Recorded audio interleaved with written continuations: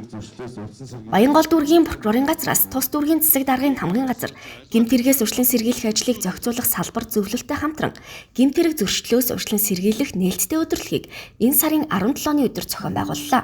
Өдөрлөгт Баянгол дүүргийн хууль хяналтын болон төр захиргааны нийт 18 байгууллага оролцож, иргэд олон нийтэд үйл ажиллагаагаа танилцуулж мэдээлэл зөвлөгөө өглөө.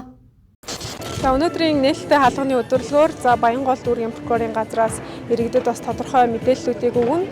За энэ нь прокурорын байгууллагад хэрхэн өргөдөл гомдол гаргахын, иргэдийн гаргасан өргөдөл гомдлын хэрхэн шийдвэрлэлийн, ямар хуулийн хугацаанд иргэдэд эргэж хариу өгдөг гэдэг талаарх мэдээллийг өгнө.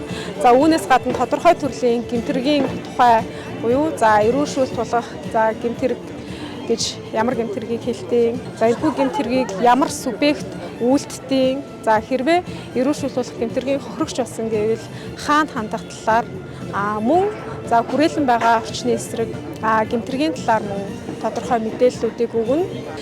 Иргэдэд авахын мэдээллийг хүртээмжтэй болгох талаар энэ тодорхой мэдээллүүдээ QR-аар бэлтгээд эндээс бүр дэлгэрэнгүй мэдээлэл авч болохоор ингэж бэлтгэсэн байгаа.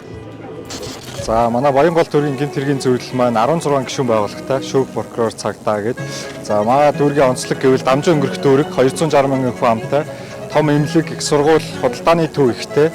Тийм учраас манай төлхөө дээрэм, заллин, хулгай, халаасны хулгай, мөн баар цэнгэний газар ихтэй учраас Агнес хотурхсан үедээ үйлдэх гэмт хэргийн зөрчил их байдаг. Төлхөө тэр хэрэгүүдээр бид нар анхаас 2025 онд ажиллахаар байгаа. Түүний хүрээнд зөвлөлийн гишүүн байгууллагуудаа нийлүүлж нээлттэй хаалганы өдөрлөг хийгээд иргэдэд түргэн шуурхай мэдээлэл олгохоор өнөөдрийн өдөрлөгийг зохион байгуулад байна. Баянгол дүүргийн прокурорын газраас гэмт хэрэг зөрчлөөс урьдчилан сэргийлэх ажлыг тогтмол зохион байгуулдаг бөгөөд өнгөрсөн жил хуурдахгүй бол алдахгүй уураа төвчээ зэрэг аяныг зохион байгуулж байсан.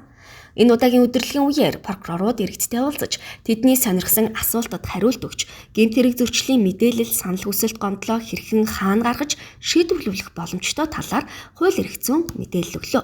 Мөн гэмт хэрэгээс урьдчилан сэргийлэх мэдээллийг QR хэлбэрээр гаргаж гар утаснаас харах боломжийг бүрдүүлсэн байна. Иргэдийн гомдол хүсэлтийг хүлээн авч хууль эрх зүйн туслалцаа үзүүлэхийн зэрэгцээ прокурорын байгууллагын үйл ажиллагаа чиг үүргийн талаар танилцууллаа.